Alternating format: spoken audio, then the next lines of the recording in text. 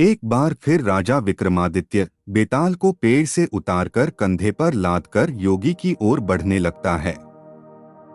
इस दौरान बेताल फिर से राजा को एक नई कहानी सुनाता है और शर्त वही होती है, अगर राजा ने मुंह खोला तो वो उड़ जाएगा और जवाब पता होते हुए भी नहीं दिया तो राजा की गर्दन को धड़ से अलग कर देगा। बेताल राजा को सुनाता है। बहुत साल पहले अयोध्या नगरी में वीरकेतु नाम का एक राजा राज करता था। उसी राज्य में एक साहूकार भी रहता था। धनी साहूकार का नाम था रत्नदत्त। उसकी एक ही सुंदर सी बेटी थी रत्नावती। रत्नावती के लिए कई रिश्ते आए, लेकिन उसने किसी से भी शादी करने के लिए हाँ नहीं की।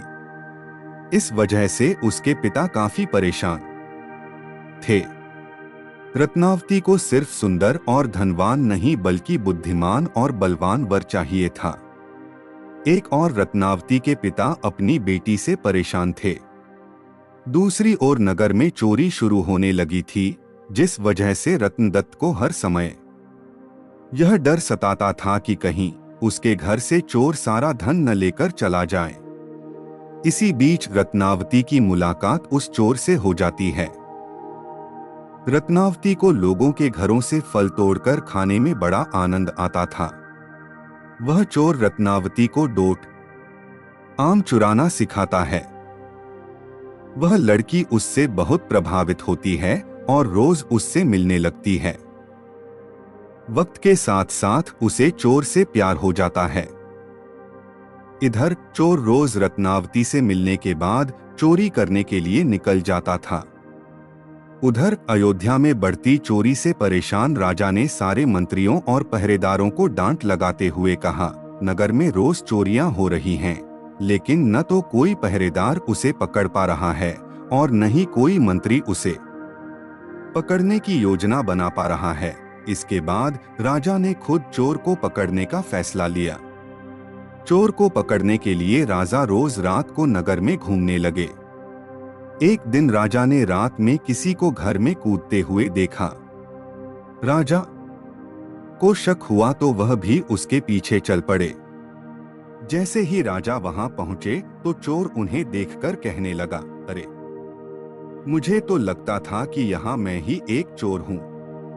तुम भी चोरी के इरादे से यहाँ आए हो। राजा कुछ भी नहीं कहते। इसके बाद चोर कहता है, तुम भी चोरी के इरादे से आए हो और मैं भी, तो तुम्हें मुझसे डरने की जरूरत नहीं है।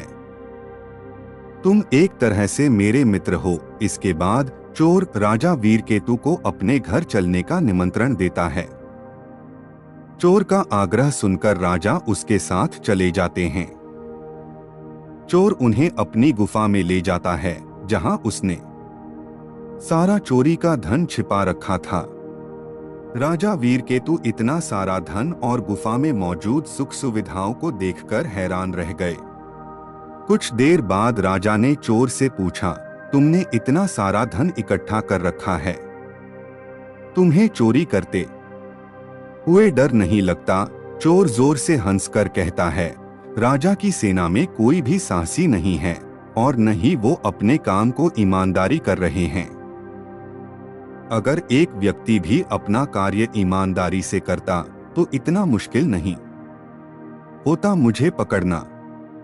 एक चोर राजा की पूरी सेना पर भारी पड़ गया है। वहां कोई योद्धा ही नहीं है।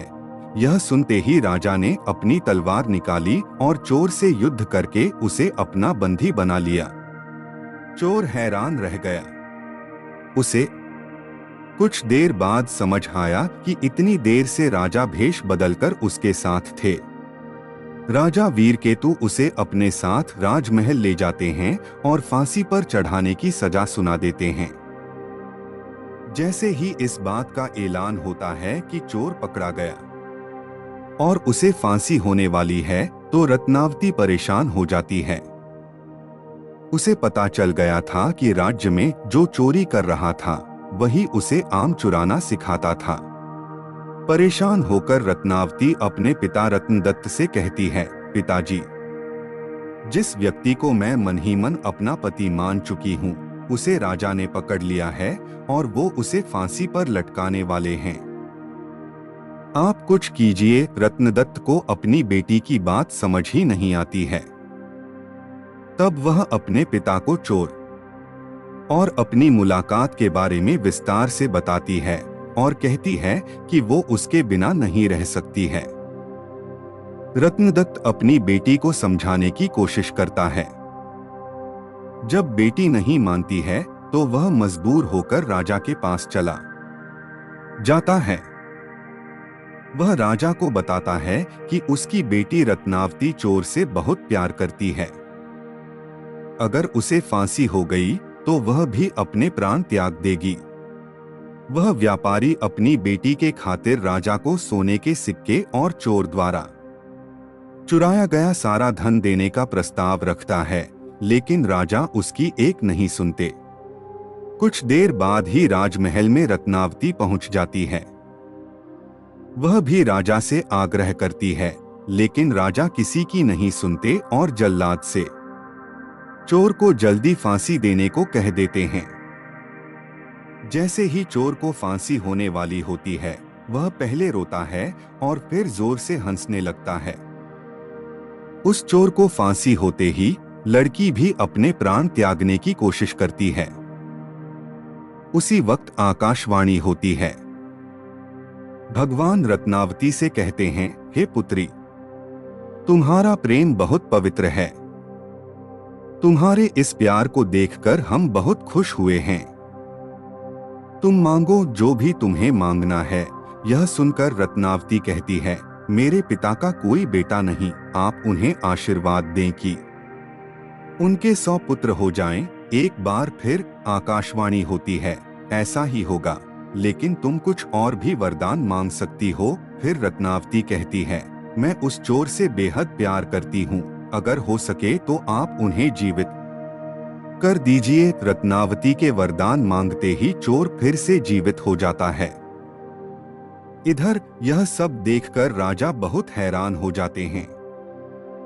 उधर चोर जीवित होने के बाद एक बार फिर रोता है और फिर जोर जोर से हंसने लगता है। इसी दौरान राजा चोर को कहते हैं, अगर तुम सही रास्ते पर चलने का वचन देते हो तो मैं तुम्हें राज्य का सेनापति घोषित करने को तैयार हूँ। चोर खुशी खुशी हाँ कर देता है। इतनी कहानी सुनाते ही बेताल चुप हो जाता है। फिर विक्रमादित्य से पूछता है, हे राजन, बताओ वह चोर फांसी चढ़ते समय और जीवित होने के बाद क्यों पहले रोया और फिर हंसने लगा? राजा ने जवाब दिया, सुन बेताल, चोर को दुख इस बात का हुआ कि उसने जीवन में सिर्फ चोरी ही की, इसके बाद भी इतनी सुंदर लड़की उसके लिए मरने के लिए तैयार है।